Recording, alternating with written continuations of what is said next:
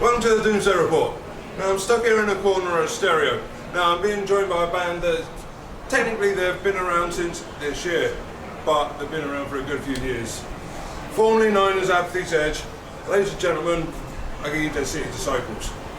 Cheers! How's it going, guys? Yes. Not bad. Thank you. Now the first question I want to ask you all is, why the rebranding, the change of names? How did that come about? I think we needed a bit of a freshness. This fantastic drummer here, Paul, has joined us, so we wanted to have a kind of name and an image and a name and a brand that reflects a new kind of start for us. We felt like we kind of got to as far as we could, maybe musically, limited by my guitar playing and Ben's practice time on the drums and things like that. So why not, play to our strengths? So we've mixed it up a bit. Ben's a fantastic guitarist. Like we stuck behind the drum kit, so it was kind of freeing Ben a bit, releasing those shackles and giving us a kind of new identity for doing something different. That's great. Now I've seen you a few times at Ivory Blacks over the last couple of years, particularly during the whole Metal to the Masses process. Now you always put on strong performances there. With the lineup changes, how will that affect the dynamics on stage? Well, we're hoping that having a little bit of a different dynamic here with Jeff being freed up by not playing guitar, we're hoping we can move around more on stage and try to create more of a show as opposed to just being a static on stage. So. Right, so it's more a visual performance thing as well than everything else. Yeah, got a lot to live up to now. We don't, to be honest, we don't know. This is our very first gig, as we are. Right. So it's exciting for us, and it's a cool venue. It's a great stage there as well. So a good stage. A couple of excellent bands as well playing tonight. So it should be good. Now, see, when it comes to the songs that you're playing now as Dead City Disciples, are they different to the Apathy's Edge songs, or have you got a whole new catalogue since it's a whole new brand? At the moment, it's the same catalogue of songs. We haven't had time to introduce new numbers yet, but we have rejigged them a little bit, so there's extra guitar parts, hums, that kind of type of thing. So a bit more layers to them. The same better. So there will be new material coming forward in the future. Yeah, so the sound, the previous sound has evolved with the addition or the swapping of members. Yeah, absolutely. I think so. It's given things a bit more edge, as it were, the old name Edge, but it's given things a bit more beef. I think there's a bit more presence. Now, you say this is your first gig, as Dead City Disciples. Have you got many more lined up this year? Yeah, looking to announce a few on Facebook, just kind of firming up a couple. Again, our old haunts that have been so great in supporting live rock metal music, places like Ivory Blacks and other venues like Stereo. We're hoping to announce a couple more. Places like Stereo, maybe King Tut's in the not too distant future as well. So just looking to get a few things sorted and hopefully be announcing them shortly. Now, I said you played like the last couple of Metal to the Masses that I've seen anyway. Are you planning on doing it again for like a third year running as like the new brand? Have you done it? I've only been there watching you guys and watching other guys. The bands I was in at the time weren't part of it, but certainly if it's available and it's something that we can get involved in, then I'll definitely. If we get the opportunity, then definitely. That'd be fun. Yep, I would definitely be keen to get involved. We've got a lot of material, we've got new material in the pipeline, as we're saying, so it's good to get it out there. I think it's a cool platform for so many bands. Especially to get to the festivals. Yeah, exactly. Absolutely. And even if you don't get there, you have an absolute blast playing the heats, and it's such a good atmosphere. I have a friend who plays in a sort of indie rock band, and he always said the difference is between rock and metal bands is you're all rooting for each other, supporting each other, whereas other genres, you're maybe in a bit more competition and don't really care about it. Yeah, colleagues. That's what I've noticed. I mean, I've mentioned Metal to the Masses a lot since doing this. There's a lot of bands I've interviewed that's played it. That's why I like to see more bands going into the competition to try and get into the festival circuit, because quite a few of the bands have played it and not going to do it again except that they've got the experience, so does that free up the competition for you to perhaps get to the final to maybe win it to get to that stage? That could be cool. Fingers crossed. I hope so. It all depends on what people like when they come to the gigs as well. our material can sometimes straddle between rock and metal, so sometimes for bloodstock audiences that it might be slightly too light sometimes as well, so it really just depends. But as I said, our new material that we're coming out with as well has got a bit more edge to it, so hoping that can, you know, kind of super up with that. So if you was to categorise it, you know, how would you describe your sound? What subgenre or genre would you class it as? Forgive me for doing that. I absolutely hate guns that do that. Kind of pigeonholes it, but as Ben said, I think we are kind of edging on metal more than rock. Yeah. I think we're always kind of either slightly too heavy for rock gigs or slightly too light for metal gigs. So it's like, We've been called old school a couple of times as well, yeah. That kind of sort of fits us really well to it. Yeah, when I first came on board, I was aware of like influences that sounded to me like Metallica, Maiden. You know, there was heavier influence. There was a lot of stuff that I thought very melodic. It was a good mix.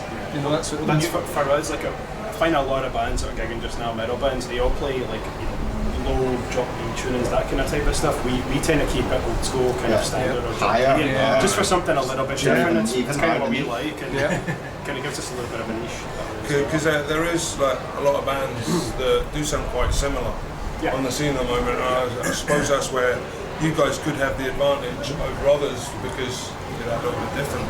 There's one thing that I kind of notice a lot of the time is not to big ourselves up, but like you say, a lot of the songs, when we see bands, a lot of them are really, really good. Sometimes I feel like bands, it's difficult to differentiate one song from another. And I think that our songs generally are quite individual, and you can tell the individual songs. All I think over the place.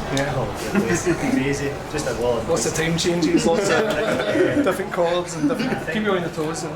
Ben on guitar now and the extra member, it does give us a wee bit more range to the songs that we did have before, and allows us to kind of fatten them up and bring a bigger sound as opposed to kind of what we were doing before. So give us that extra wee range. So it's like proper varying, you know, the songs, everything's like a little bit different. I think everything kind of standalone, individual. A lot of bands I think are quite proggy now. A lot kind of after Killswitch kind of exploded, I think a lot of bands are kind of trying to follow the footsteps, which is great. Sometimes I think a lot of our songs sound really similar, and I find it difficult to differentiate the songs. But in saying that, they are good. I just think we are slightly different. Maybe that's because we're slightly more rock as well. So maybe that. Well, that's like a good thing. So you know, you're not like us in the same crowd as all the other bands. You're not pigeonholing yourself. You don't get lost in amongst the crowd. You know, you do stand out. Now, if you was to like suggest one like musician who like inspired you to do your craft, who would that We've got one each. Yeah, exactly. I've got one. See, I like the kind of goth rock musicians. Love Marilyn Manson. Like the kind of new metal genre. Jonathan Davis, Corey Taylor, Slipknot, people like that. They kind of done it for me, but I think we've all got something that pulls us together as well. Certain bands, you know, like some of the classic metal bands, like Metallica in particular. But I'll say those three for me. But I'll let other people mention what they. Well, me probably starting off with like AC/DC, Queen, back years ago. I've got a couple of years on some of the boys as well, so. Proper classic rock. Yeah, classic rock for me, and then it's progressed from there into the usual big four kind of thing, and then nowadays I'm just Volbeat, you know, heavy stuff, you know, just mix it up really. But I would say Volbeat at the moment and the new Slipknot album. Corey Taylor's a massive influence as well. Drumming wise, God, there's so many, but Nickel McBrain as well was a massive influence in me starting to play drums. He's very not bad. He does it, you know, he just relentless. What about you boys? James Hetfield for me, from a guitar point of view, definitely. Can't go wrong with fucking Papa Hat. Absolutely. So definitely for me. Machine. Cyborg. Absolute cyborg. There's a kind of standard, the big bands, like the big four, like you're saying, Metallica's obviously a big influence as well. Palantini. George Ezra as well. For myself, from a guitar stand, Randy Rhoads was a bit of an influence in terms of like phrasing solos and things like that, not being overly technical, we're just looking for what sounds good more than being overly technical is what some bands are kind of gearing towards now. Too techy. Yeah, a wee bit. Yeah, think more melodic than the tempo aspect. Although you can obviously blend the two, but that's just myself. I would probably say Carnival, Tool. I can't remember the names because my memory is fucking terrible. But also Sean Zuzek. I don't know if anybody here knows who he is, because unfortunately his band isn't a thing anymore. Right. Labels and shit. But I'm the same. Metallica, fucking Hetfield, Cyborg, and just. I'm a mix of like everything pretty much, but I'm pretty much the same as these guys when it comes to like all the classic stuff. The Big Four. I'm a Megadeth fan as well. Just riff-wise. Oh no, you're not allowed to be a Megadeth fan. All my riffs. I prefer the riffs to Dave's voice, I guess, because it's okay at times, but like Silosis and I'm a mix of everything. I could just listen. At least I listen to something once, and then kind of give it a sing from bash. there. Aye. Now, final question really, what are your plans for next year? Continue. I think, hopefully, keep building on what we've got.